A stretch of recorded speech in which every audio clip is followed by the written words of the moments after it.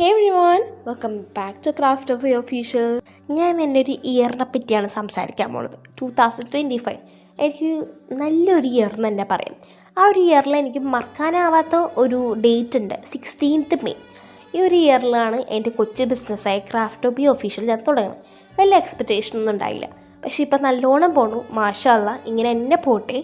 ഒരു 14 വയസ്സുള്ള എനിക്ക് ഇതൊരു വലിയ അച്ചീവ്മെൻറ്റ് തന്നെ പറയാം. 7 മന്ത്സായി ഞാനിപ്പോൾ എൻ്റെ ചെറിയ ബിസിനസ് തുടങ്ങിയിട്ട്.